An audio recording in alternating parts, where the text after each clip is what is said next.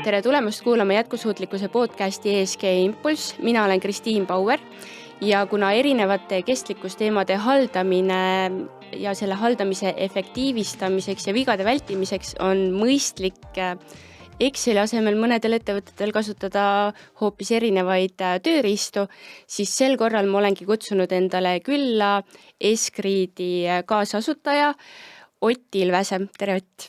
Tere, Kristiin! Aitäh, et said mulle külla tulla. Miks ma sind siia kutsusin, olidki täpselt need samad põhjused, et väga paljud ettevõtted kasutavad enda töös Excelit just ESG suunal ja kestlikkusteemade haldamise jaoks, aga ma näen, et sealt kipuvad tekkima mingisugused vead sisse. Aga enne, kui asume Escriidi enda kallale, siis ma tegelikult tahaksin teada, kuidas sa üldse nagu ise kestlikkusteemadele jõudsid, sellepärast et sa ju varasemalt oled tegelenud rohkem marketingi peal. Jaa, selline nagu lühiajalugu minu nagu võib-olla sellise arengu kohta nagu tööpõllul on siis see, et ma pärast kooli, mis ajal ma käisin siis erinevatel praktikatel, ma mõtlesin, et minust saab pankur, see avastasin, et ei olnud päris minu jaoks, kui ma mõtlesin, et minust saab konsultant, siis too hetk must ka ikkagi ei saanud konsultant. Ma liitusin Pipedrive'iga ja ma hakkasin tehnoloogia sektoris toimetama. See oli minu nii-öelda esimene päris töökoht pärast kooli ja mõnda aega pärast seda tekkis mul võimalus minna juhtima siis elektrirataste brändi Ampleri turundust. Või üleüldse, ma aitasin neil esimesed rattad maha müüa, tegime rebrändi kunagi ööbikust Ampleriks ja viisime selle toote Eestist Euroopasse. Ja see oli tegelikult ka koht, kus siis minu jaoks oli selline hea kokkutulemine võib-olla sellest, et mis mu enda väärtused on ja kus ma nagu tahan oma aega panustada. Ja ma arvan, et umbes sellest hetkest ehk siis ongi mingisugune 2016 alates võib-olla selline 17 alates olengi ma tegelikult toimetanud suhteliselt eranditult ainult selliste impact ettevõtetega. Sinna on konsultandina tulnud sisse erinevaid muid asju ka, aga suuresti ikkagi nagu enamus enda tööaega panustanud nagu impact ettevõtetesse. Ja see on ka siis nagu üks suur osa sellest, et miks ma toimetan Escriidi kallal ja miks ma arvan, et üleüldiselt kui sul on nagu, eks ole, 8-10 tundi päevas panustada nagu sellist tööaega millessegi, siis ka see võiks olla suunatud millesse päriselt usud ja mis võiks sinu väärtustega klappida. Ja millel oleks suurem mõju? Ja millel oleks suurem mõju, jah. Et see oli see, kuidas ma jõudsingi, eks ole, kokkuvõttes Escriidini. Võib-olla see taustalugu on ka huvitav, et meil on Escriidi taustalugu, seal on nagu mitu erinevat nurka. Minu isiklik vaade on see, et kuidas ma nägin, et tarneahelad ja tarneahela jätkusuutlikkus juhtimine on kompleksne, oli see, kui me tegime kunagi elukaare analüüsi ühele elektrirattale. Ja siis me avastasime, et tohutult keeruline on ligi 80 või 90 komponendi tootjalt saada kätte infot. Ja see oli umbes samamoodi, et mis andmeid me täpselt siis küsime, mismoodi me neid küsima hakkame, kuidas me ikkagi kommunikeerime nendega, kes see õige inimene seal neid andmeid andma on, kuidas me hiljem analüüsime ja agregeerime neid ja kuidas sellest lõpus mingisugune tulem välja tuleb, eks ole. Et see oli sisuliselt nagu väga sarnane selles mõttes nagu protsess sellele, mida me Escriidiga täna lahendame. Et see oli üks minu esimene nagu insight sellest, et seal on probleem. Ja minu teised kaasasutajad, eks ole, Oksana, tema tuli näiteks sisse sarnaselt, et tema nägi, et panganduses, eks ole, ja selles jätkusuutlikus finantseerimismaailmas on sarnane probleem, et seal puudub tegelikult selline laiem infrastruktuur andmete kogumiseks ja analüüsimiseks ja nende põhjul otsuste tegemiseks. Ja me saime kokku, me arutasime erinevaid viise, kuidas millist probleemi võiks täpselt nagu lahendama minna ja üks intervjueeritavatest, kes oli siis ka Katrin Isodam, kes siis too hetk oli Telias kestlikkusjuht ja tema rääkis meile konkreetselt, kui keeruline on siis nagu see sama tarnija probleem, et tarnijatelt info kogumine, analüütika, selle raporteerimine, nende kaasamine parandusteks ja nii edasi. Siis kui tarneahel on sinu jaoks päriselt, eks ole, suure mõjuga koht, siis kuidas sa päriselt juhid seda ja selleks ei olegi ja see ongi kompleksne nagu protsess ja sealt tuli ka otsus, et okei, lööme siis käed, hakkame kõik koos nagu lahendama seda. Hiljem me tõime ka tehnilise kasutaja Jevgeni ka punti ja neljakesi me olemegi siis, hakkasimegi sellega pihta. Ja sealt on see kogu asi alguse saanud, aga nüüd, kui see esimene jupp oligi siis see, et kuidas aruandluseks valmistuda. Päris esimene jupp oli see, et kuidas efektiivselt andmed ära koguda, eks ole, ja sinna on palju asju tänaseks peale tekkinud Escredis nagu tootes. Et noh, kõige esimene mure, mis, noh, räägime sellest murest, eks ole. Mure on see, et kui me räägime tarneahela jätkusuutlikkusest, siis ühel suuremal ettevõttel, ütleme siuksel, ütleme siuke, kui sul on 100 töötajaid juba ja 10 miljonit käivet, eks ole, ja sa toodad midagi. Või isegi kui sa pakud teenust ja kasutad mingeid teisi asju, sul tihti on 100 tarnijaid ja sinu suur keskkonna ja sotsiaalne mõju tegelikult asub sinu tarneahelas, mitte ainult sinus, eks ole, endas. Et noh, kui sa ostad tohutult erinevaid tooteid kokku, millesse siis lõpus midagi toodad, eks ole, noh, seal asub suur mõju sinu tarneahelas. Ja nüüd püüda aru saada, mis siis seal päriselt toimub, eks ole, tarneahelas. See on keerukas, see on ajakulukas. Neid andmeid täna ei eksisteeri nii-öelda kuskil avalikult, need ei ole väljas kuskil avalikult, et nii, mis on minu 100 tarnija tänane jätkusuutlikkus, kas tal on olemas poliitikad, protsessid, et töötajaskonna nagu efektiivseks juhtimiseks, kas tal on poliitika, protsessid keskkonna juhtimiseks nagu olemas, siis neid andmeid ei eksisteeri täna. Ehk siis esimene probleem oli, mis see olukord on, kuidas need andmeid kokku koguda. Sellest me hakkasime pihta. Ja sinna me hiljem siis oleme ja noh, sealt järgmised küsimused on juba hästi lihtsad nagu ja loogilised nagu teemad, mis järgnevad sellest. Kuidas neid andmeid efektiivselt siis analüüsida ilma selleta, et sa peaksid 100 Excelit ükshaaval läbi käima, eks ole, uuesti igat ettevõtet eraldiseisvalt analüüsima, siis agregeerima neid. Kuidas nende andmete kohta siis raport kokku panna, mis siis on nagu kas sinu tiimis nagu mingisugusteks otsuste tegemisteks oluline või siis kestlikkusaruandluses oluline. Ja viimaks, kuidas siis teha selle põhjal nagu otsuseid, et mis on siis kuidas milliseid ettevõtteid nügida, millised ettevõtted on paremad kui teised või halvemad mingis kontekstis, ja ühesõnaga selline kaasamine ja tegevuskavade loomine ja paranduste nagu tegemine, ehk siis kõik see on nagu täna, kui varem oli see põhimõtteliselt 100 töötundi ja eeskätt tihti konsultandi töötundi, kuid käsitööd Excelis, siis meie puhul on see kestlikkusjuhi jaoks automatiseeritud algusest lõpuni. Kui sügavuti see protsess tarneahela poolest läheb?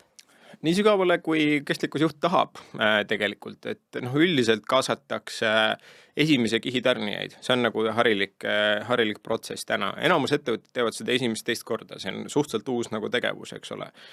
Ja kui me räägime ka nagu sellist nagu, keda veel kasutatakse finantseerimispartnereid, mõnikord kasutatakse kliente, sõltub, eks ole, aga üldiselt on selline esimene kiht. Aga kuidas sa tunned ise, et mis need peamised väljakutsed praegusel hetkel nagu võiksid olla? Väljakutsed,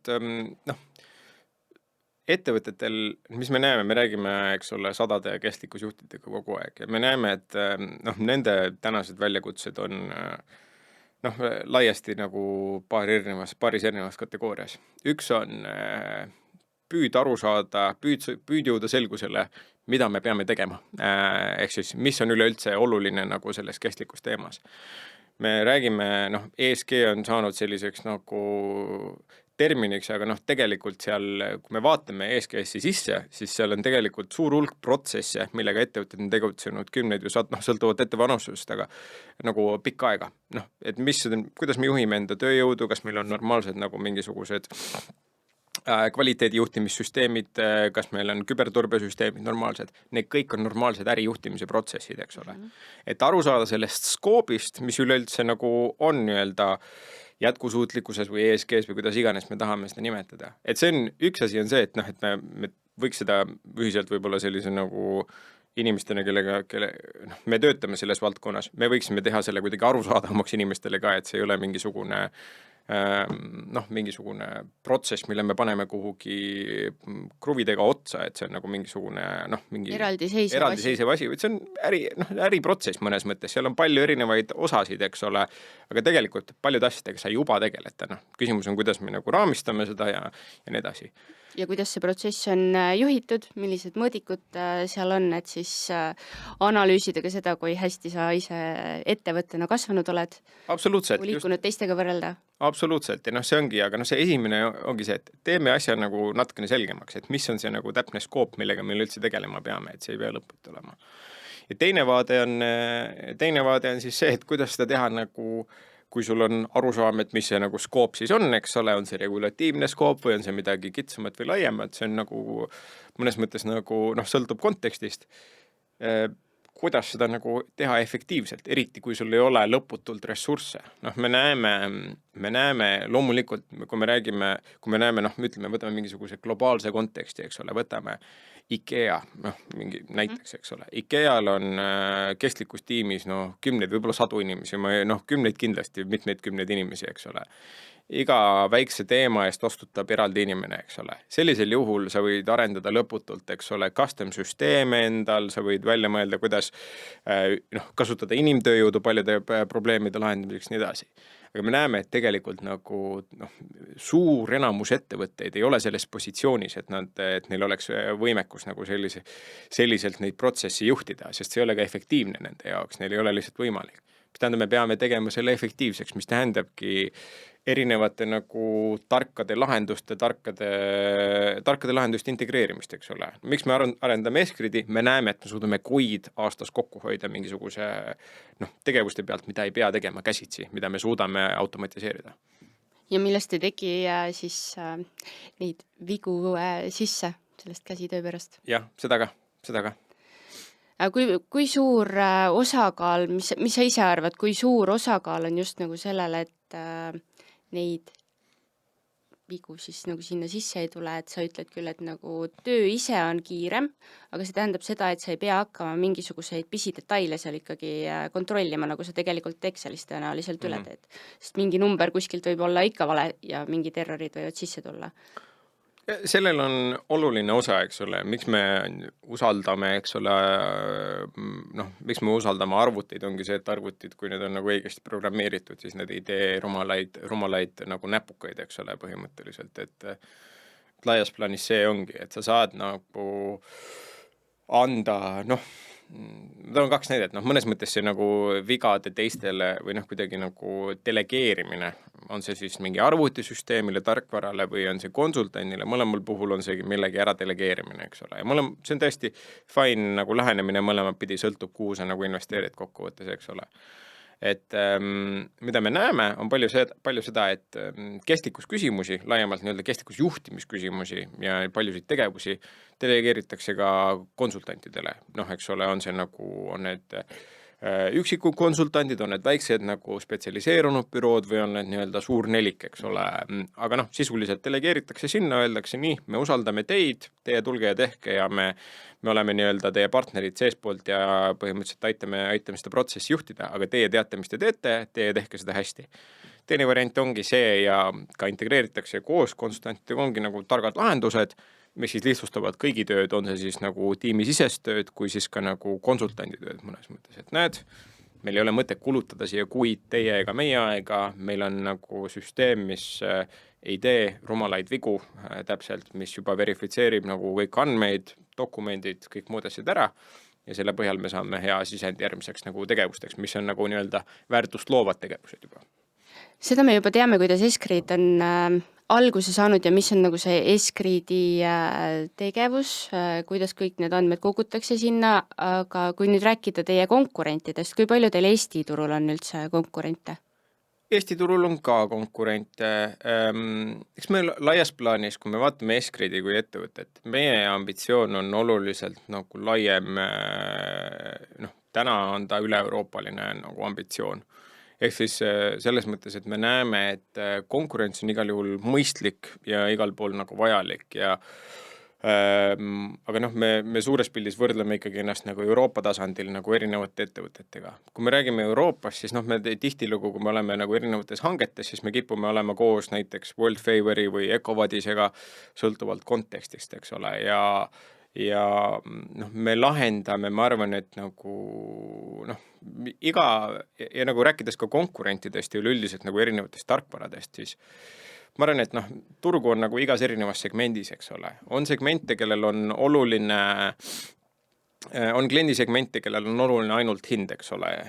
Siis on segmente, kes vaatavad täpselt, et okei, mis on see nii-öelda lisandväärtuspakkumine, mis ma saan sellest tarkvarast, et kas noh, me ütleme meie nagu nii-öelda võtame need samad nagu tarneahela jätkusuutlikkus tarkvarad, eks ole. Kas lisaks nagu, noh, üks layer on, eks ole, andmekogumine. Okei, andmekogumist teeme meie, teevad meie konkurendid, eks ole. Järgmine küsimus on efektiivne analüütika. Osalt teeme seda meie, kõik konkurendid ei tee. Siis on raporteerimine, eks ole, et raporti kokkupanek automaatne. Täna teeme seda meie, kõik konkurendid ei tee, osad teevad seda koostöös konsultandiga. Järgmine hetk on, eks ole, see, et kas siin on olemas ka mingisugused nii-öelda ESG nii-öelda need ma tahaks öelda märgised, aga mul ei tule õige sõna meelde, ühesõnaga, et kas sa oled nagu mingisugune kindel tase, ühesõnaga B+ või A-, eks ole. Ühesõnaga, need reitingud põhimõtteliselt on ju. Seda Eskrid näiteks ei tee ja kui Eskrid ja kui keegi täna tahab ESG reitingut, siis ta peab ikkagi kellegi teise juurde minema, eks ole. ESG reitingul, kas on keegi Eesti platvormil ka juba nagu, ma ei ole ise märganud. Eesti platvormil ma ei tea, aga ma räägin, Euroopa kontekstis on, eks ole, et see on, et noh, ma ütlengi, et ja see sõltub palju, ja siin on ka palju nagu erinevaid teemasid, et kellel on vaja, noh, me räägime suurte ettevõtetega. Palju on küsimusi tegelikult selle üle, et millised on korporatiivsed struktuurid, et meil on nagu emaettevõtted, kus on nii-öelda tütarettevõtted, mis tegutsevad näiteks mitmes eri valdkonnas, eks ole. Mis on kõige efektiivsem viis nagu seada kontosid üles nende jaoks, kuidas eri nagu andmeid nii-öelda koondada eri viisi, eks ole. Ka need on küsimused, mida me lahendame, eks ole, enda klientide jaoks ja vahel see on natukene custom tööd, vahel see on nagu osa nagu teenusest, nagu tavateenusest, eks ole. Et aga ma ütlengi, et mu laiem point oli tegelikult see, et need erinevad tüüpi teenused, ma arvan, et neil ongi nagu erinevad tüüpi kliendid samamoodi, et siin konkurents selles mõttes on igati nagu hea ja mõistlik. Aga te teete ju mingi maani nendega koostööd ka ikkagi?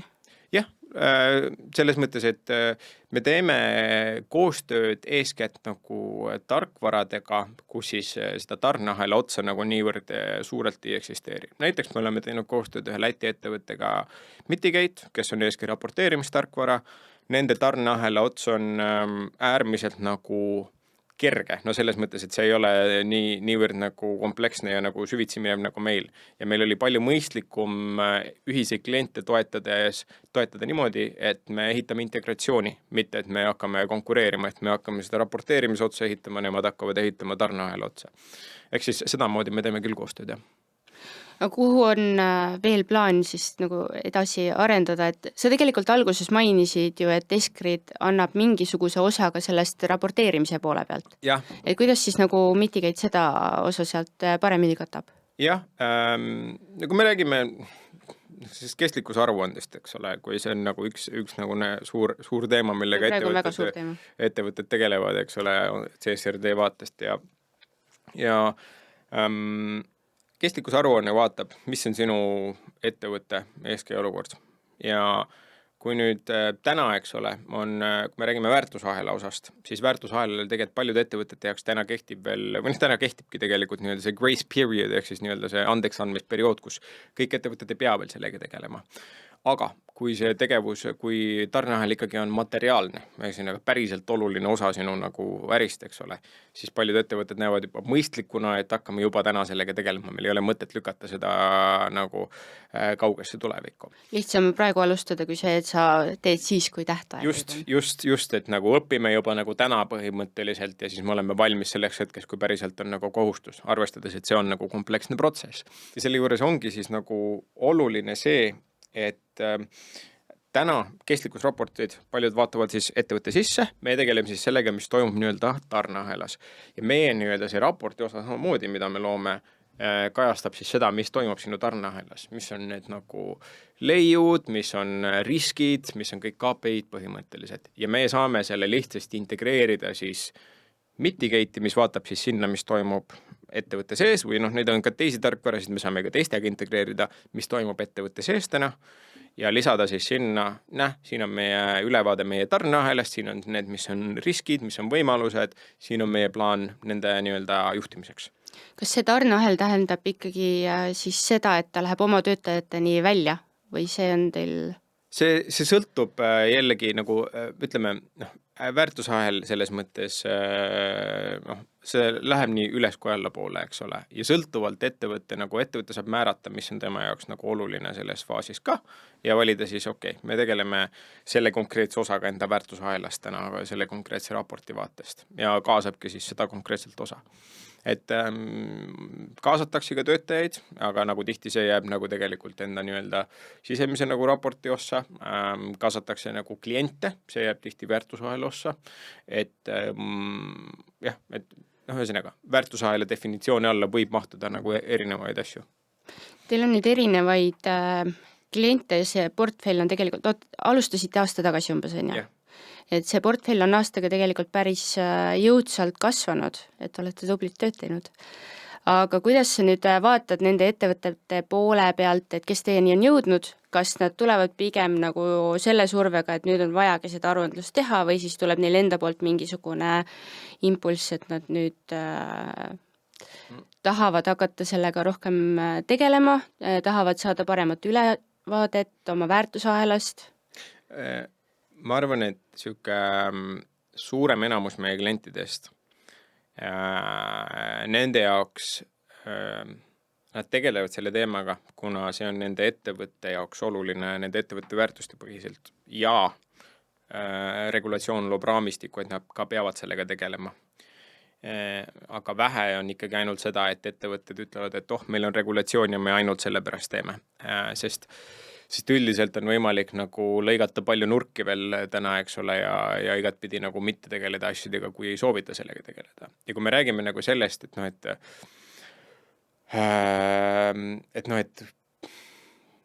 mis nagu lükkabki nagu ettevõtteid selle teemaga tegelemise suunas, siis üldiselt nagu näeme, et siin on ikkagi ettevõtte enda väärtused nagu mängus, mis nagu lükkavad seda. Ja kui luua neile, ma arvan, et paljud ettevõtted, kes on jõudnud täna sinna, et nad tegelevad enda jätkusuutlikkusega mingis nagu vaatenurgast, siis nad avastavad, et see ei olegi ainult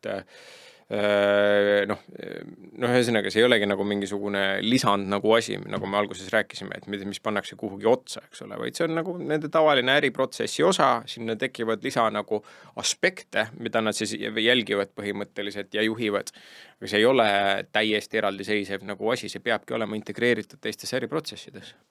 Kui sa ütled, et kliendid tulevad peamiselt ikkagi just nagu sellest põhisuunitluselt, et nad ise tahavad nende teemadega tegelema hakata, siis tegelikult suur osa sellest on ka ikkagi see aruandluse pool ja praegu need teemad muutuvad päevast päeva põhimõtteliselt. Kui palju te ise nende teemadega kursis olete ja kui palju te neid juba enda tööriista siis jooksvalt sisse integreerite? Et kus see piir teil läheb? Me hoiame silma peal regulatsioonidel ikkagi igapäevaselt ja meie üks nagu sellistest lubadustest ongi see, et kui regulatsioon või nagu selle nagu mingisugused uuendused on, siis me hoiame ka enda toodet nii-öelda regulatsioonidega vastavuses. Ehk siis me saame olla nii-öelda ka compliance töö, me olemegi tihtilugu ka compliance tööriist ikkagi nagu selles nagu vormis. Nüüd, mis on need viimased arengud, eks ole, me näemegi, et pidevalt nagu, või viimase paari nädala jooksul eriti on tulnud, eks ole, igasuguseid uudiseid regulatsioonide ühest või teisest nagu potentsiaalsest muutumisest. Täna on palju ebaselgust, täna ei ole tegelikult mingisugust otsust veel kellegi poolt välja antud, vaid pigem on nagu palju nii-öelda tolmõhus ja ma arvan, et see nagu paari kuu jooksul nagu selgub. Küll me näeme seda, et regulatsiooni koha peal me näeme, et isegi kui midagi nagu lihtsustatakse, meil ei ole tegelikult väga suurt usku, et nagu kogu regulatiivne raamistik selle jaoks ära kaotatakse. Võib-olla, ja ma arvan, et kui me räägime lihtsustamisest, siis mingis kontekstis see võib-olla on ka nagu mõistlik mingitele ettevõtetele, eks ole. Teistpidi, et kuidas me integreerime neid asju enda tootesse, noh, meil on nagu ma mainisin, me hoiame enda nagu tooteosasid pidevalt nagu compliant'ina. Teine aspekt on see, et me toome ka uusi tooteid siis nagu turule. Näiteks oleme me toomas just turule ka voluntary SME raporteerimistööriista, eks ole, mis on siis suunatud eeskätt nagu väikestele ja keskmise suurusega ettevõtetele. See on siis üks osa Eskridist veel või mingisugune lisatoode, mõtleme, et nagu lisateenus, eks ole, et mis on siis, kui me mõtleme selle VSME nii-öelda standardi peale, siis see on lihtsustatud standard, ta on siis nagu, mida võiks siis nagu väiksed ettevõtted põhimõtteliselt jagada kogu maailmaga enda nii-öelda jätkusuutlikkuse kohta, eks ole. No me oleme hästi lihtsalt nagu tööriista välja töötanud, mis siis aitab seda lihtsasti nagu hinnata, selle kohta nagu automaatselt raport kokku panna ja siis teha ka selle kohta tegevuskavasid, eks ole, ja kommunikatsioonikavasid selle põhjal. Et see on nii-öelda see nagu pakett, mille me kohe välja toome. Et sisuliselt me vaatamegi, et mis on nagu vajadustena turul ka sellel compliance turul ja oleme kindlasti ka nagu vastavuses sellega. Sarnased nagu sarnase loogika põhiselt me töötame ju koos ka pankadega, kellel on Baltikumis, nagu me teame, pankadel, eks ole, kokku lepitud enda formaat äriklientide hindamiseks, ka see on meil nagu implementeeritud meie tootes ja me töötame koos ka riskikapitalifondidega ja private equity fondidega, kellel on enda nagu formaadid selle jaoks. Siis sisuliselt nagu me räägimegi, me tegelikult automatiseerime protsessi ja me aitame nagu lihtsalt ülevaadet luua väärtusahela või siis tarneahela, eks ole, kohta ja selle jätkusuutlikkuse kohta. Ja võib-olla isegi ei ole niivõrd oluline alati, et kui mis regulatsioon täpselt, selles mõttes me saamegi nagu regulatsioonide vahelt, protsess on sarnane. Me peame andmeid koguma, analüüsima, nende kohta raporteerima ja nende kohta nii-öelda samme võtma, et neid parandada. Et need arendused võtavad ju igasugust ressurssi, nii rahalist kui ka tööjõu poolest. Et kas see on põhiline aspekt, miks need sellised ESG ja kestlikkusalased tööriistad selliste hindadega on, et tegelikult ju ega Eskrid ka just nagu tasuta rakendust ei ole, kõige soodsam ka tõenäoliselt mitte. Jah, Eskridi kohta nii palju, et iga ettevõte saab enda kohta väikse ülevaate tasuta. See aspekt on meil olemas, aga nii-öelda partnerite hindamine on ikkagi juba tasu eest ja see on tõsi. Mis see väike hindamine on? Iseenda, täpselt see sama, et kui me räägime, et kui sa tahad iseenda kohta saada ülevaate, just kui sa oleksid teise ettevõtte tarnija, sa saaksid nagu enda nii-öelda ESG tervise kohta nii-öelda kellegi tarnijana nagu info. Me lubame ettevõtetel tasuta teha iseenda kohta hindamine ära, nad saavad ilusa PDF-i koos analüütika ja väikse nagu hindamis nii-öelda metoodikaga nagu tagasi, kõik KPI-d ja nii-öelda protsessid, poliitikad on selle ära moodistatud. See on siis enda ettevõtte lõikes, on ju? Siis kui mõni klient tuleb küsima seda, siis põhimõtteliselt saab nagu teie selle PDF-i saata? Jaa, just. Teoreetiliselt on see täpselt nii võimalik. Välja arvatud see, et seal ei ole siis kliendid sees? Jah, just. Või kogu väärtusahel tähendab? Jah, seal ei ole nii-öelda, see ei ole väärtusahela mõõtmise. Ja väärtusahel otsa on see meie nii-öelda põhiäri, eks ole, siis seal me ikkagi, seal on tasulised teenused. Rääkides hindadest, see nagu ma enne mainisin, et hindasid on nagu sõltuvalt nagu segmendist on nii paljude erinevate hinnastustega tööriistasid üle Euroopa, eks ole. Kui me räägime ka eks ole, kas või võtame CO2 hindamis nagu KHG mõõtmis ja jalajälje tarkvarasid. Neid eksisteerib, eks ole, hindadest nagu 100 eurod aastas või mõni 1000 eurot aastas kuni siis 10 või siis 100 000 nii aastas, eks ole, sõltuvalt komplekssusest. Ja need peavadki täpselt sellises nagu erinevas vahemikus olema, sellepärast, et ka ettevõtete enda komplekssused on väga erinevad ja vajadused on väga erinevad. Ja sealt tulenebki nii-öelda see, et millise segmendiga nii-öelda see tarkvara nii-öelda, kellele ta seda tegelikult müüb, mis selle kliendi nagu täpsed vajadused on, kas ta on nagu rahul sellega, et ta saab väga vähe ja konsultant teeb ülejäänu või et maja sees tehakse ülejäänu käsitsi või kas tal on vaja nagu, et kõik oleks nagu lõpuni automatiseeritud ja nii-öelda integreeruks kõikide majasiseste süsteemidega. Sest sellest sõltub väga palju nii-öelda ka kogu selle nii-öelda rakenduse komplekssus. Okei. Sa ütlesid, et siis kliendid saavad selle osa, mis on nagu nende enda ettevõtte kohta käib, tasuta. Jah, Aga ma ise tegelen ESG tooliga ka, onju. See on nüüd, tuleb riigi poolt ja tasuta tööriist. Ja seal lisaks siis väärtusahela hindamisele on ka mõjude, riskide ja võimaluste hindamine. Kas see on ka mingisugune osa teie tööriistast või on seda plaanis ka juurde sinna kuskile implementeerida? meil on seda nii-öelda, seda on tehtud küll väärtusahela vaates, et mitte kõikide nagu mitte ettevõtte siseste IRO-de hindamine, aga eeskätt nagu väärtusahela IRO-de hindamine. Ja Ehk siis kahene olulisus on kuskilt maalt ka arvestatud. Jah, et meid tihti tõmmatakse nagu sisse, kui me räägime, et mis hetkel nagu Escriti kasutama hakatakse, et üldiselt on nagu 2 erinevat nagu faasi. Üks on see, et ettevõte tegelebki 2 olulise hindamisega ja ta peab aru saama, et mis toimub nii-öelda, mis on seesama, ühesõnaga, mis toimub tema väärtusahelas ja siis tuuakse juba Escrit sisse ja me aitamegi siis seal IRO-sid hinnata. Ja teine variant ongi siis seesama, et nii-öelda kestlikkusaruandluse nii-öelda sammuna, eks ole, et vaatame, hindame, mis toimub meie tarneahelas ja hakkame juhtima seda. Kas sa oskad äkki mingisuguse konkreetse näite tuua juba oma mõne kliendi, tähelennust vist on nagu vale öelda, aga et selline, et on hästi õnnestunud kogu see protsess ja olete saanud siis, ma ei tea, kas kiidusõnu või on nagu mingisugune süke mitte käega katsutav tulem, aga ma arvan, et sa saad aru, mida ma Mulle meeldib väga tuua näide, et meil on üks väga kihvt klient, meie üks klient on Maak Grupp ja nad tegelikult tulid eelmine aasta meile kliendiks, esimesena tuli kliendiks Maak Grupi osa Nordic Milk, kes on siis Tere ja Farmi kaubamärgi omanik. Ja nende puhul mulle meeldib rääkida nende lugu, sest see, paljud nii-öelda kestlikkusjuhid küsivad nagu, et kuidas me ikkagi küsime enda partnerite ja tarnijate käest nagu seda infot, et kuidas nad ikkagi saavad sellega hakkama. Kogu see point on selles, et see peabki tegelikult lihtsaks olema tehtud partneri jaoks. Tema jaoks peab see olema võimalikult lihtne ja arusaadav, mis on siis üks Escriti nii-öelda sisuformaate ka, eks ole, et see oleks sedamoodi. Ja sealt tuleb meil näide, kuidas nemad küsisid kõikidelt enda nii-öelda ka piimatootjatelt, eks ole, piimafarmeritelt, täpselt nagu farmerid, kellel on lehmad, eks ole, ka see, ja kes ei ole ilmselgelt ESG eksperdid, osad neist on, aga mitte kõik, kes ei ole ESG eksperdid ja kõik nad said jube edukalt hakkama. Meie vastamismäär oli üle 80%, me saime kiidusõnu ka nii-öelda tarnijatelt ja piimafarmeritelt, et täiesti lihtne ja arusaadav oli.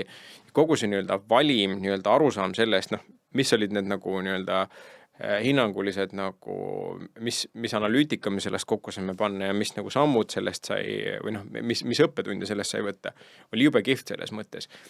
Ja see võib-olla ongi lihtsalt nagu tore lugu rääkida sellest, et sõltumata sektorist on see nii-öelda igati mõistlik. Kui sa mõtled, et oi, jube keeruline sektor, tegelikult on kõik võimalik, et püüa aru saada, mis seal toimub, eks ole. Kuni sa ei ole seda esimest sammu teinud, seni sa elad pimeduses mõnes mõttes. Et kui esimese sammu ette võtad, siis on see, et kasvab ka huvi edasi liikuda ja võib-olla ka siuke kerge hasart või? Jah, täpselt igal juhul. Täpselt nii ongi.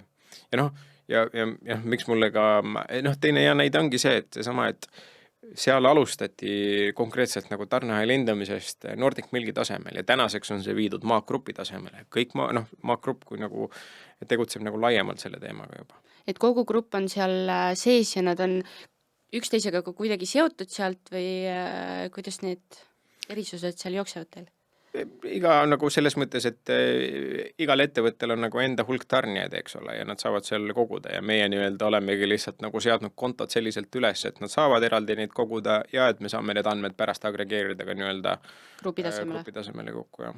Et see on nagu, see ongi täpselt seesama nagu, kui ma mainisin seda, et nagu, et see ei ole lihtsalt nagu andmete kogumine, et seal on nagu väga tegelikult oluline sellest, et kuidas see analüütika ja raporteerimine toimub, see sõltub ka paljuski nagu ettevõtete enda nii-öelda struktuuridest ja korporatiivsed struktuurid on komplekssed, me näeme neid tegelikult, et väga palju on selliseid, kus on emaettevõtted, on tütarettevõtted ja tütarettevõtted ja tütarettevõtted, eks ole.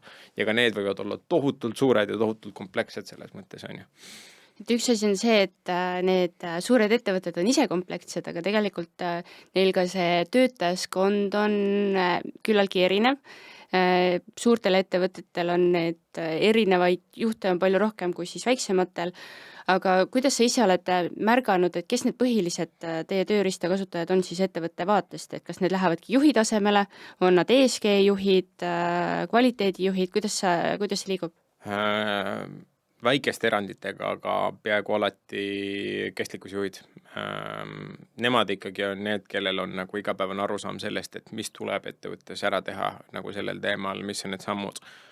Nad kaasavad loomulikult kogu enda juhtkonna tihtilugu ka nagu läheb vahel, on see otsus ka nagu nõukogu tasemel, eks ole. See on oluline samm, nagu, mis tuleb ära teha, aga nemad juhivad seda protsessi ja nemad saavad sellest protsessist aru. Ja kui sa nüüd vaatad oma nii-öelda seda kogu portfelli ja kogu seda ajalugu, mis teil nüüd juba olnud on, siis mis sa selle põhjalt ütleks, et kus kohas need peamised vead on siis hindamisel ja teie tööriista kasutamisel? Et kui sa ütled, et ESG juhid kasutavad peamiselt, siis no nemad peaksid nagu enam-vähem kursis olema nende asjadega. Aga oskad sa äkki mõne sellise vea välja ka tuua?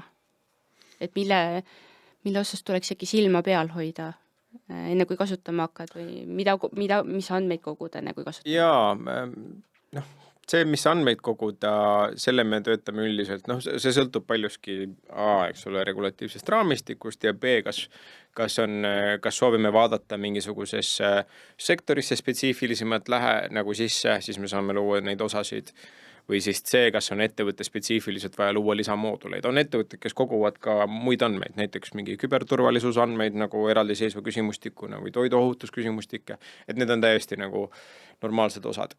Mis on võib-olla oluline, nagu mis on vead, mida tuleb vältida, see põhiline koostöö nagu, või kõige rohkem nagu tööd tihti nagu, kus me konsulteerime klienti kõige rohkem, on see tarnijate nimekirja või partnerite nimekirja koostamisel, et see tore on öelda, et mu partner on suur ettevõte A, eks ole, või suur ettevõte X, aga selleks, et saada nagu ikkagi nagu esimeses joones nagu nii-öelda see suhtlus ja dialoog käima, ei piisa sellest, et sa paned enda nagu kirja lihtsalt, et info@suurettevõtte.x.ee, et siis läheb see kaduma. Et oluline on, et see kontakti kvaliteet, et see, kellega sa nii-öelda seda protsessi alustad, et see dialoog ka päriselt hakkaks pihta, et seal on päris inimene, seal on Kristiin Bauer mul vastas, mitte ei ole info@ vastas, eks ole.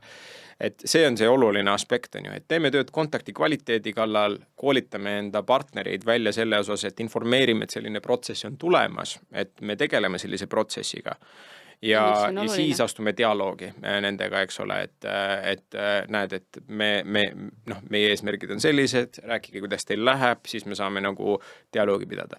Et see on hästi oluline tegelikult see esimeses faasis kogu selles protsessis. See andmete kogumise ja turvalisuse küsimus on nagu ka seal juures, et kui te kogute neid andmeid nagu sellises mahus, nagu te seda teete, et lisaks ju erinevad dokumentatsioonid, mida te ka võimaldate üles laadida ja kokku koguda. Ja praegu erinevate AI tööriistade puhul tuuakse eraldi välja, et olge nagu hästi ettevaatlikud, et mis infot te siis seal kuskil ChatGPT's jagate endast, et ei annaks mingit sellist infot, mis võib mingit turvariske või üleüldisi riske tekitada. Et teil on ka kindlasti andmete turve kuidagi tagatud, et kuidas sellega on, kas mis maani ta on avalik, kas see on administratiivselt poolelt, nagu teil endal ainult avalik või on ta täiesti kinni või siin on kaks erinevat olulist nurka on siin. Üks on see, et esiteks on meie filosoofia see, et me ei jaga ühegi partneri andmeid ilma nende nõusolekuta. Mitte kunagi.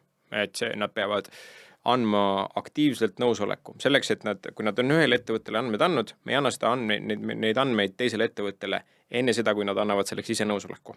Mis see nõusolek endast Nad peavad aktiivselt nagu ütlema, et ma olen nii-öelda täna hästi praktiliselt on see, et me eeltäidame uue vormi nende jaoks nii-öelda eelmiste andmetega ja nad peavad ise selle uuesti esitama. Ehk siis me ei automaatselt esita ühtegi nii-öelda andmestikku nagu nende eest järgmisele ettevõttele. See on üks konkreetne nagu põhimõtteliselt see, et ettevõte peab alati andma nõusoleku andmete jagamiseks. See on hästi oluline nagu aspekt selle aga juures. mitte digiallkirjaga? Me nõuame sisuliselt midagi sarnast, et meil on seal on checkbox ja seal on selge nagu submit mitu nagu sammu selleks, et me küsime consenti. Ehk siis see protsess on nagu selline. Ja teine oluline aspekt, lisaks siis, ühesõnaga, ma toonitan siis üle. Esimene on see, et ettevõte peab andma nõusoleku andmete jagamiseks. See on kõige olulisem aspekt selle juures. Teine oluline aspekt on see, et meie enda andmeturbe praktikad on äärmiselt me võtame hästi tõsiselt seda ja me oleme viimased 10 kuud teinud tööd selle nimel, et saada SOC 2 sertifikaat enda nii-öelda küberturvalisus nii-öelda praktikate kohta. Ja me olemegi nii-öelda selles auditeerimisprotsessi viimases faasis hetkel. Ehk siis ongi nagu hästi oluline see, et esiteks, et mis on see filosoofia, kuidas sa üleüldse jagad neid andmeid ja mis on see ja teine on, et kuidas sa nii-öelda meie ettevõtte sees, kuidas me käitume nende andmete ja üleüldiselt meie kogu selle nii-öelda küberturvalisusega, mis on meie jaoks hästi oluline. Küberturvalisus ise on nagu oluline ja selle arengutega tegelete te pidevalt kindlasti ka edasi. Aga kui ma ise nüüd mõtlen enda positsiooni peale ka sellest vaatest, et ma tegutsen ka ESG juhina siis erinevatele tootmisettevõtetele ja aitan neil kogu seda kestlikkus maailmas esiteks nagu aru saada, et kus kohas nad on, mida nad tegema peavad ja implementeerida siis sisse erinevaid muudatusi ja arendusi, siis mina olen mõelnud ikkagi sellest vaatest, et ühel hetkel ei ole siis nendes ettevõtetes, kus ma parasjagu tööd teen, enam ESG juhti vaja. Aga kuidas sa ise näed, et kui vajalikud on siis need ESG tööriistad? Et kas sa näed, et need ühel hetkel on implementeeritud samamoodi kuskile automaatselt erinevatesse riigipoolsetesse infosüsteemidesse ja need tulevadki sama lihtsalt nagu majandusaasta aruanded või olete selle kuidagi läbi käinud, et see on üks osa ka tegelikult ju teie nii-öelda siis riskide hindamisest ja teie tulevikuvaadatest? Jaa. No me näeme, et andmestikud kui sellised, et suurus andmestikust mingil hetkel muutub masinloetavaks. Nagu me täna räägime nendest, me enne mainisin seda VSME standardi, et me oleme rääkinud siin kestlikkusaruanded muutuvad aja jooksul masinloetavaks, nagu on täna majandusaasta aruanded. See on üks osa, sellest, et kuidas need andmed on taaskasutatavad mõnes mõttes eri protsessides. See on kindlasti trend, mida me näeme, et jätkub ja mis saab hästi oluliseks. Mida aga see nagu andmete taaskasutata ja see on ka osa, millega me kindlasti teeme tööd, et seda nagu integreerida enda sisse, et me suudame andmeid masin lugeda sellistest erinevatest allikatest. Nüüd aga mida see ei anna? Ta ei anna ikkagi selles mõttes konkreetselt, räägime, ma toon tagasi sinna, et Eskridi missioon on muuta tarneahelad jätkusuutlikuks. Me räägime 80% suurte ettevõtete sotsiaalsest ja keskkondlikust mõjust asub tarneahelates. Ja täna on see ettevõtete jaoks suur must auk, nad ei tea, mis seal toimub, nad ei tea, kuidas seda juhtida. Meie eesmärk on muuta see läbipaistvaks ja juhitavaks ja anda selleks ka tööriistad kaasa. Ja see tähendabki seda, et andmed on üks osa, aga see ongi nii-öelda see alguspunkt mõnes mõttes, et loome selle läbipaistvuse ja siis tekitame juhtimistööriistad. Me ei kujuta täna ette elu nagu ärijuhtidena ilma selleta, et me kasutaks raamatupidamistarkvarasid, või ja see on nagu minu arust väga hea näide sellest, et see on täpselt samasugune juhtimistööriist, kus me nagu kogume andmeid ja me teeme otsuseid nende andmete põhjal ja me loome tegevuskavasid nende andmete põhjal. See muutub osaks äriprotsessist, et seda juhtida. Ja see on ka see, kuhu ma näen, et see liigub. See, et see integreeruks nii-öelda erinevate riigi infosüsteemidega, see on normaalne, nagu majandustarkvarad integreeruvad, see on normaalne. Aga ta ei anna ikkagi nagu ta ei anna seda juhtimisvõimekust nagu kätte. Ükski nagu lihtne nagu andmepunkt ei ole nii-öelda tegevuskava ega ei ole see nii-öelda järgmine oluline samm sinu jaoks. Ja see on see, milles meie näeme hästi suurt väärtust ja vajadust tegelikult pikaajaliselt. Ehk need andmepunktid ise, sa võid neid teada küll, aga sa pead nendega midagi peale hakkama ja need soovitused tulevad ka teie poolt mingil määral. Jah, mingil määral tulevad ka meie poolt, jah. Ja millised on su enda siis ootused ja lootused just Escridi arengu poole pealt, et kuhu sa ise nagu soovid või loodad vaikselt areneda? No me soovikski jõuda sinna, et ettevõtted kasutaksidki seda nagu igapäevase kas igapäevase või iganädalase selles mõttes nagu tarneahela jätkusuutlikkus tööriistana. Et me kasutame seda hankeprotsessides, ostuprotsessides, me jälgime, kuidas ettevõtted arenevad, kas nad nagu paranevad põhimõtteliselt, me astume dialoogi nende ettevõtetega, meil on lihtne tööriist, mis suudab nagu aidata juhtida kogu seda protsessi ja see ei ole ainult, ja ma toongi uuesti selle näite, see ei ole ainult andmekogumine, see ei ole ainult selle KPI leidmine ega andmepunkti kirja panek nagu millegi jaoks, see on kõik need muud tegevused, et arusaam, mida need andmed meile ütlevad, kuidas me raporteerime neid, mis me nende andmete alusel ette võtame ja kuidas me parandame olukorda. Et see on see minu nagu ja meie tiimi nagu suur soov, et miks Escridi üldse peaks pikaajaliselt kasutama.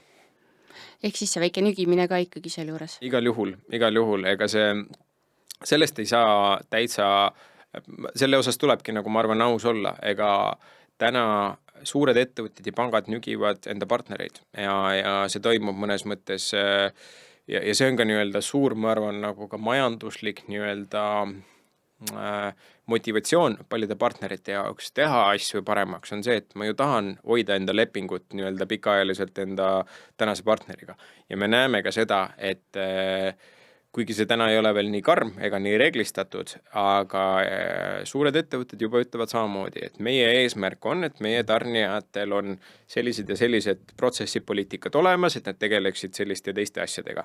Ja nad kommunikeerivad neid. Ja nüüd vaatame, täna üldiselt ei ole keegi veel sanktsioneerimas, ütlemas, et kui sa seda ei tee, siis on pahandus. Aga me näeme, et see on selgelt sinna suunas mõnes mõttes ka nagu pehmelt nügitakse sinna suunas.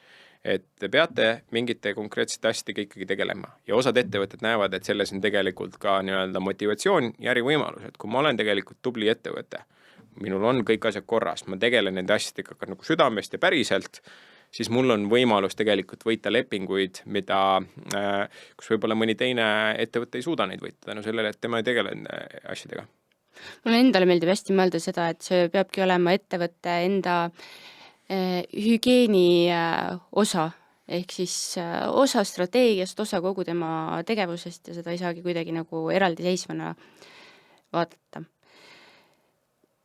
Kui me räägime korraks veel, läheme tagasi sinna teie portfelli juurde, siis teil on erinevaid ettevõtteid ka portfellis sees, et mis ettevõte on selline nagu unistuste ettevõte, keda sa tahaksid enda kliendiks, et kui sa nüüd sellise nagu välja pillutsin, et või on need juba, kõik on juba olemas, kõik on juba korras, selle linnukese saab juba panna kuskile? Ei, selles ma arvan, et kui ma oleks aasta tagasi öelnud, et tahaks mõnda nendest ettevõtetest, kes meil täna on, meil on täna näiteks 4 noteeritud ettevõtet on meie kliendid ja nagu me esimesel päeval teime selle toote nii-öelda avalikkuse ette, siis nagu öelda, et aastaga on mul nagu 4 noteeritud ettevõtte portfellis, see oleks võib-olla tundunud nagu suur unistamine on ju mõnes mõttes, aga jube kihvt on, et see on juhtunud.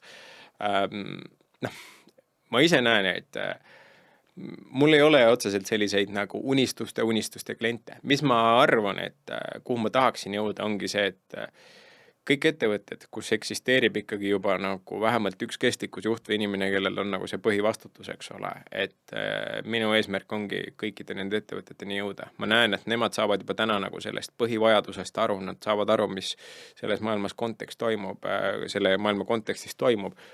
Ja minu arust oleks kihvt teha nagu koostööd ja parandada nagu nende nii-öelda efektiivsust, sest minu see põhivaade ongi, ma näen, kui palju see tegelikult võtab aega seda manuaalselt tehes, ma ütlen, mul on sulle tööriist, mis lihtsalt nagu lihtsustab sinu jaoks seda nagu 10 korda.